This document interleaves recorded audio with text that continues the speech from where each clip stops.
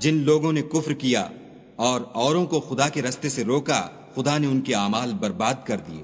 اور جو ایمان لائے اور نیک عمل کرتے رہے اور جو کتاب محمد صلی اللہ علیہ وآلہ وسلم پر نازل ہوئی اسے مانتے رہے اور وہ ان کے پروردگار کی طرف سے برحق ہے، ان سے ان کے گناہ دور کر دیے اور ان کی حالت سنوار دی۔ یہ ہفتے اعمال اور اصلاح حال اس لیے ہے کہ جن لوگوں نے کفر کیا انہوں نے جھوٹی بات کی پیروی کی، اور جو ایمان لائے وہ اپنے پروردگار کی طرف سے دین حق کے پیچھے چلے۔ اسی طرح خدا لوگوں سے ان کے حالات بیان فرماتا ہے۔ جب تم کافروں سے بھڑ جاؤ تو ان کی گردنیں اڑا دو، یہاں تک کہ جب ان کو خوب قتل کر چکو تو جو زندہ پکڑے جائیں ان کو مضبوطی سے قید کر لو، پھر اس کے بعد یا تو احسان رکھ کر چھوڑ دینا چاہیے یا کچھ مال لے کر، یہاں تک کہ فریق مقابل لڑائی کے ہتھیار ہاتھ سے رکھ دے۔ یہ حکم یاد رکھو، اور اگر خدا چاہتا تو اور طرح ان سے انتقام لے لیتا، لیکن اس نے چاہا کہ تمہاری آزمائش ایک کو دوسرے سے لڑوا کر کرے، اور جو لوگ خدا کی راہ میں مارے گئے ان کے عملوں کو ہرگز ضائع نہیں کرے گا، بلکہ ان کو سیدھے رستے پر چلائے گا اور ان کی حالت درست کر دے گا، اور ان کو بہشت میں جس سے ان کو شناسا کر رکھا ہے داخل کرے گا۔ اے اہل ایمان، اگر تم خدا کی مدد کرو گے تو وہ بھی تمہاری مدد کرے گا اور تم کو ثابت قدم رکھے گا، اور جو کافر ہیں ان کے لیے ہلاکت ہے اور وہ ان کے اعمال کو برباد کر دے گا۔ یہ اس لیے کہ خدا نے جو چیز نازل فرمائی انہوں نے اس کو ناپسند کیا تو خدا نے ان کے اعمال اکارت کر دیے۔ کیا انہوں نے ملک میں سیر نہیں کی تاکہ دیکھتے کہ جو لوگ ان سے پہلے تھے ان کا انجام کیسا ہوا؟ خدا نے ان پر تباہی ڈال دی، اور اسی طرح کا عذاب ان کافروں کو ہوگا۔ یہ اس لیے کہ جو مومن ہیں ان کا خدا کارساز ہے اور کافروں کا کوئی کارساز نہیں۔ جو لوگ ایمان لائے اور عمل نیک کرتے رہے ان کو خدا بہشتوں میں جن کے نیچے نہریں بہہ رہی ہیں داخل فرمائے گا، اور جو کافر ہیں وہ فائدے اٹھاتے ہیں اور اس طرح کھاتے ہیں جیسے حیوان کھاتے ہیں، اور ان کا ٹھکانہ دوزخ ہے۔ اور بہت سی بستیاں تمہاری بستی سے جس کے باشندوں نے تمہیں وہاں سے نکال دیا زور و قوت میں کہیں بڑھ کر تھیں، ہم نے ان کا ستیہ ناش کر دیا اور ان کا کوئی مددگار نہ ہوا۔ بھلا جو شخص اپنے پروردگار کی مہربانی سے کھلے رستے پر چل رہا ہو وہ ان کی طرح ہو سکتا ہے جن کے اعمال بد انہیں اچھے کر کے دکھائے جائیں اور جو اپنی خواہشوں کی پیروی کریں۔ جنت جس کا پرہیزگاروں سے وعدہ کیا جاتا ہے،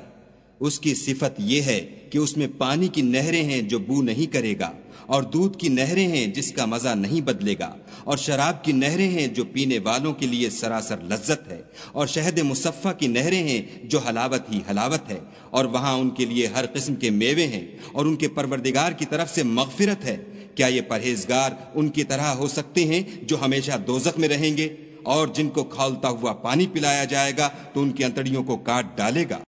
اور ان میں بعض ایسے بھی ہیں جو تمہاری طرف کان لگائے رہتے ہیں، یہاں تک کہ سب کچھ سنتے ہیں، لیکن جب تمہارے پاس سے نکل کر چلے جاتے ہیں تو جن لوگوں کو علم دین دیا گیا ہے ان سے کہتے ہیں کہ بھلا انہوں نے ابھی کیا کہا تھا۔ یہی لوگ ہیں جن کے دلوں پر خدا نے مہر لگا رکھی ہے اور وہ اپنی خواہشوں کے پیچھے چل رہے ہیں۔ اور جو لوگ ہدایت یافتہ ہیں ان کو وہ ہدایت مزید بخشتا ہے اور پرہیزگاری عنایت کرتا ہے۔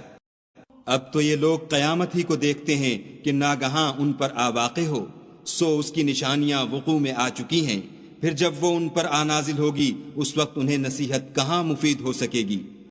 پس جان رکھو کہ خدا کے سوا کوئی معبود نہیں، اور اپنے گناہوں کی معافی مانگو، اور مومن مردوں اور مومن عورتوں کے لیے بھی، اور خدا تم لوگوں کے چلنے پھرنے اور ٹھہرنے سے واقف ہے۔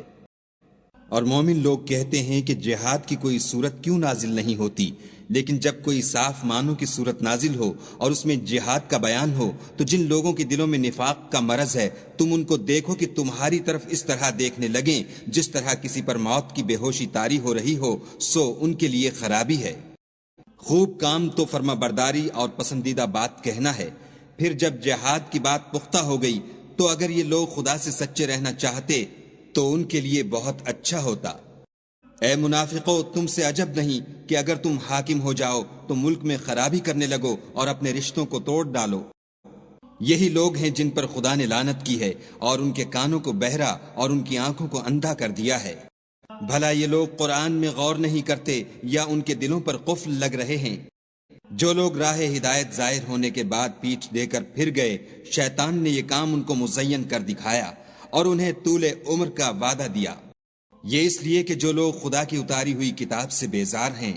یہ ان سے کہتے ہیں کہ بعض کاموں میں ہم تمہاری بات بھی مانیں گے اور خدا ان کے پوشیدہ مشوروں سے واقف ہے۔